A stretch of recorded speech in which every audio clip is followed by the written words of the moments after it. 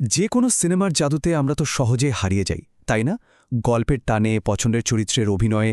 কিন্তু কখনো কি ভেবে দেখেছি এই জাদুর পেছনের আসল কারিগরটাকে? পর্দার আড়ালে থেকে একজন শিল্পী, কিন্তু তার নিজস্ব একটা ভাষায় আমাদের সাথে কথা বলেন। চলুন আজ আমরা সেই পরিচালকের শিল্প আর তার সেই অদৃশ্য ভাষাটাকেই একটু কাছ থেকে বোঝার চেষ্টা করি। লাইট, ক্যামেরা, অ্যাকশন, এই তিনটা শব্দ শুনলেই তো ডিরেক্টরের কথা মনে হয়। কিন্তু একজন পরিচালকের পুরো জগৎ কি শুধু এটুকুই? মানে চেয়ারে বসে নির্দেশ দেওয়ার বাইরেও কি তার এমন কোনো শিল্প আছে যা সাধারণত আমাদের চোখ এড়িয়ে যায়?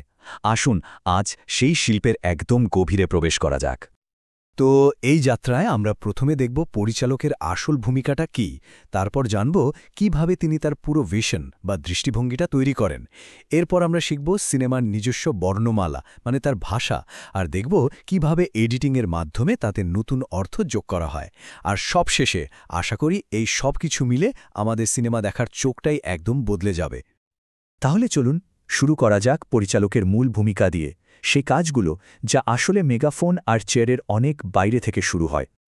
দেখুন, যে কোনো সিনেমার শুরুটা হয় একটা স্ক্রিপ্ট বা চিত্রনাট্য দিয়ে, মানে কিছু লেখা পাতা দিয়ে।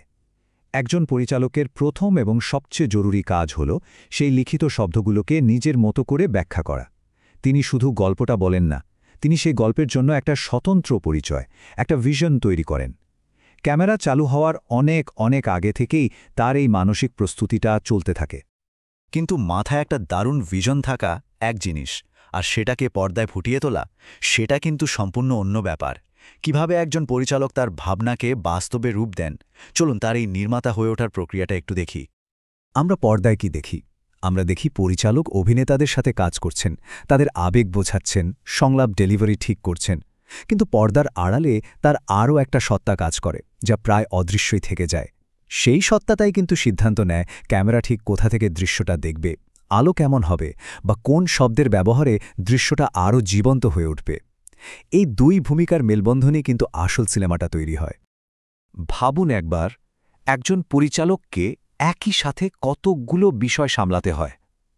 চিত্রনাট্য বোঝা থেকে শুরু করে অভিনেতাদের গাইড করা, ক্যামেরার কাজ দেখা, সাউন্ড ডিজাইন ঠিক করা, আর সবশেষে এডিটিং। এই সব কিছুকে একটা সুতোয় বাঁধার দায়িত্ব কিন্তু তারই। এই সবগুলো মিলিয়েই তার সেই শৈল্পিক দৃষ্টিভঙ্গিটা পর্দায় ফুটে ওঠে। পরিচালকের এই সমস্ত কাজকে একসাথে বাঁধার জন্য তো একটা মাধ্যম দরকার, তাই না? আর সেটা হলো চলচ্চিত্রের নিজস্ব ভাষা। ঠিক যেমন লেখার জন্য বর্ণমালা থাকে, সিনেমারও কিন্তু তেমনটাই আছে। আর এই ভাষার মাধ্যমে পরিচালক আমাদের সাথে যোগাযোগ করেন। এই ভাষার সবচেয়ে ছোট, মানে মূল একক হল শট। সোজা কথায়, ক্যামেরা একবার চালু হয়ে বন্ধ হওয়া পর্যন্ত যা কিছু রেকর্ড হয় সেটাই একটা শট। এটাকে আমরা ভাষার একটা অক্ষর বা একটা শব্দের সাথে তুলনা করতে পারি। আর কাট হল সেই ভাষার জ্যোতিচিহ্ন। একটা শট শেষ করে অন্য আরেকটা শট শুরু করার এই প্রক্রিয়াটা খুবই শক্তিশালী একটা টুল। এটার মাধ্যমে পরিচালক সময়কে ইচ্ছামতো ভাঙেন বা গড়েন, গল্পের গতি নিয়ন্ত্রণ করেন, এমনকি দুটো আলাদা ছবিকে পাশাপাশি রেখে সম্পূর্ণ নতুন একটা অর্থ তৈরি করে ফেলেন। এই ছোট ছোট এককগুলো মিলেই একটা পূর্ণাঙ্গ গল্প তৈরি হয়। যেমন অনেকগুলো শট নিয়ে তৈরি হয় একটা দৃশ্য বা সিন, আবার কয়েকটা সিন পরপর সাজিয়ে তৈরি হয় একটা সিকোয়েন্স, যা গল্পের একটা নির্দিষ্ট অংশকে তুলে ধরে, ঠিক যেন অক্ষর দিয়ে শব্দ আর শব্দ দিয়ে বাক্য তৈরি হওয়ার মতো। এই চিত্রনাট্যের পাতাটার দিকে একবার তাকান। এখানে কিন্তু প্রতিটা শট, সেটা মিড শট হোক বা ক্লোজ আপ, এবং প্রতিটা কাট, সব কিছু আগে থেকেই পরিকল্পনা করা। এটা দেখলেই বোঝা যায় যে সিনেমার কোনো মুহূর্তই আসলে আকস্মিক নয়, পুরোটাই পরিচালকের মস্তিষ্কে তৈরি হওয়া একটা সুচিন্তিত নকশা। বেশ, আমরা সিনেমার অক্ষর মানে শট আর জ্যোতিচিহ্ন মানে কাট সম্পর্কে তো জানলাম, কিন্তু আসল জাদুটা তো লুকিয়ে আছে শব্দগুলো ঠিকঠাক সাজিয়ে বাক্য তৈরি করার মধ্যে, তাই না? চলুন এবার দেখি সম্পাদনা বা এডিটিং কিভাবে এই বিচ্ছিন্ন শটগুলো থেকে একটা শক্তিশালী গল্প বুনে তোলে। এর একটা অসাধারণ উদাহরণ হল সত্যজিৎ রায়ের অপরাজিত ছবিটা। তিনি বেনারসের ঘাটের একটা দৃশ্য তৈরি করেছিলেন অনেকগুলো ছোট ছোট আলাদা শট ব্যবহার করে। মজার ব্যাপার হল, কোনো একটা শট একা কিন্তু সম্পূর্ণ নয়, কিন্তু যখন সেগুলোকে একসাথে সম্পাদনা করা হলো, তখন দর্শকের মনে একটা পূর্ণাঙ্গ এবং জীবন্ত দৃশ্য তৈরি হয়ে গেল। তাহলে মূল বিষয়টা কি দাঁড়ালো? সম্পাদনা শুধু পরপর ঘটনা দেখায় না, এটা আমাদের দেখার চোখটাই তৈরি করে দেয়। পরিচালক সম্পাদনার মাধ্যমে ঠিক করে দেন আমরা ঠিক কতটা দেখব, কিভাবে দেখব আর কখন দেখব। তিনি চাইলে একটা সত্যকে প্রতিষ্ঠা করতে পারেন, আবার একই ঘটনার একাধিক সত্য তুলে ধরে আমাদের ভাবাতেও পারেন। এই ধারণার সম্ভবত শ্রেষ্ঠ উদাহরণ হল কিংবদন্তি জাপানি পরিচালক আকিরা কুরোসাওয়ার বিখ্যাত সিনেমা রশমন। এই ছবিতে তিনি একই ঘটনাকে একাধিক চরিত্রের দৃষ্টিকোণ থেকে দেখিয়েছেন, আর প্রতিবারই গল্পটা একদম আলাদা শোনায়। এখানে দেখুন ঘটনা একটাই, কিন্তু দৃষ্টিভঙ্গি ৩ রকম।